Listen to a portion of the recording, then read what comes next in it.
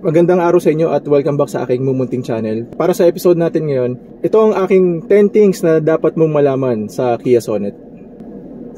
May sense.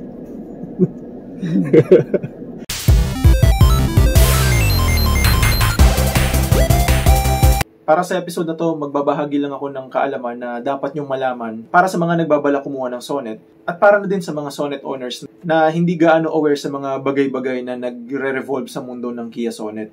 Ito nga pala yung mga kaalaman or mga impormasyon na nalikom ko sa tulong na rin ng mga kapwa Sonet owners. In short, these are contributions from the Kia Sonet community. Hopefully, makatulong din itong list na ginagawa ko para sa inyo. Number 1. May word na black na nami-mention sa rehistro ang mga two-tone. Halimbawa, makikita nyo sa rehistro ng sasakyan nyo na white/black kung two-tone na white at black ang unit nyo. Ito ang isa sa mga differentiator sa mga nagpakulay ng black sa bubungan nila. Number 2. Legit fast charge lahat ng Type-C basta tama ang cable mo. Para sa mga hindi po aware, hindi po lahat ng cables are made equal. May kinalaman din po sila sa mga cables po na ginagamit natin para mag-fast charge talaga ang devices natin. Number 3. Sa Type A lang po ang pwede mo saksakan kung gusto mo mag-connect ng phone mo for data transmission sa head unit. Yung mga Type C for charging lang. Number 4. Typical price ng first PMS na walang halong promos or discount is 5,000 ang base price. Yung amount na yan ay lalaki pa syempre kung madami kayo ipapa-include ng material or serbisyo. Plus 1.2K nga pala para sa kada filter na papapalitan nyo. Number 5. Rear seat differences. Single seat na bench type na walang armrest ang makukuha mo kapag naka-LX ka. Kinaganda lang nito is fold flat siya.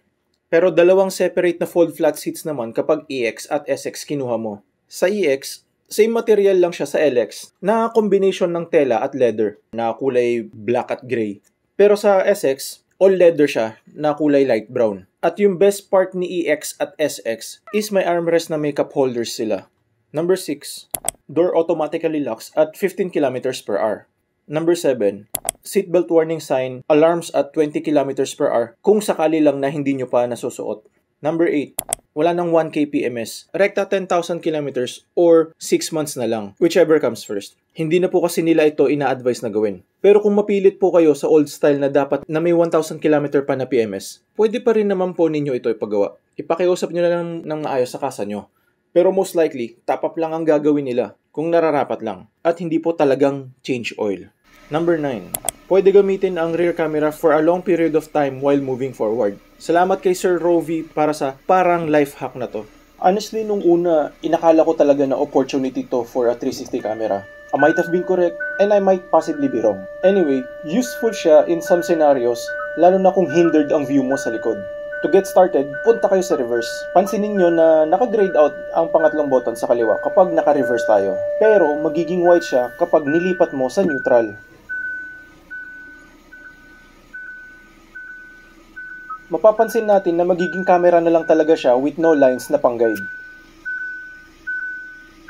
Ngayon, kapag nilipat nyo ang cambio sa drive from neutral,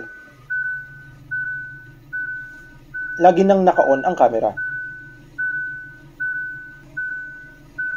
Matitigil lang siya kapag nilagay nyo sa park or reverse ulit.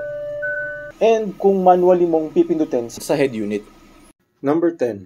The limited edition color, Gravity Gray. This one, hindi pa ako totally sure pero to give you guys an idea saan nasa liksik ko. Out of the thousands sold na Kia Sonet, 25 gray units lang ang alam ko na naibenta sa Pinas. Base itong datos ko na ito sa mga nagpakilalang members ng Team Gray. Pwedeng mali ako pero yan lang ang nakolekta kong kaalaman about sa Gravity Gray units sold in the Philippines. Swerte talaga na isa kami sa first 5 na nilabas sa bansa bago nagdagdag ng another 20 or possibly more. At dyan po nagtatapos ang episode natin ngayon. Hopefully, gaya ng lagi kong hinihiling, sana may natutunan din kayo kahit papaano. Abangan nyo po yung susunod na kabanata. Hanggang part 4 po ang inihahanda ko na paparating.